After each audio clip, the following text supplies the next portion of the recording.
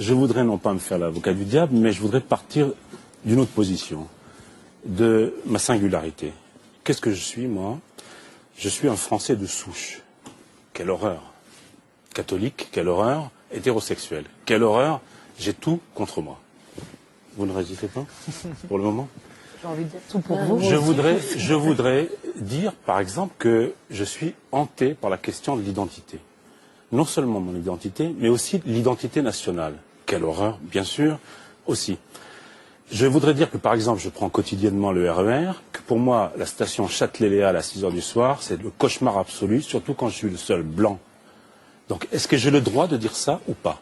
Est-ce que c'est faire le jeu du Front National de M. Guéant, de je ne sais qui?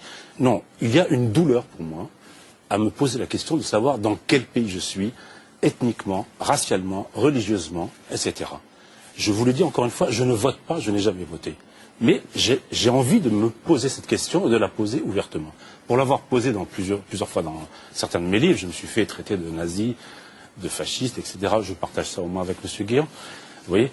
Donc voilà, simplement, j'ai une douleur, je ne me reconnais plus, je ne supporte pas les mosquées en France, je le dis, je ne peux pas voir ça en peinture, je ne peux pas supporter les mosquées en Hollande, la mosquée de Rotterdam est une chose absolument épouvantable, c'est la plus grande mosquée d'Europe.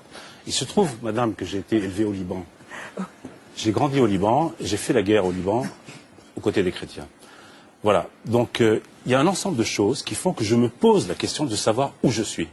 Et je n'entends ni chez M. Guéant, ni chez vous, ni chez personne, de réponse à la douleur qui est la mienne aujourd'hui. Et ce n'est pas seulement le sentiment d'être dans un pays en déclin, c'est je ne sais plus où je suis.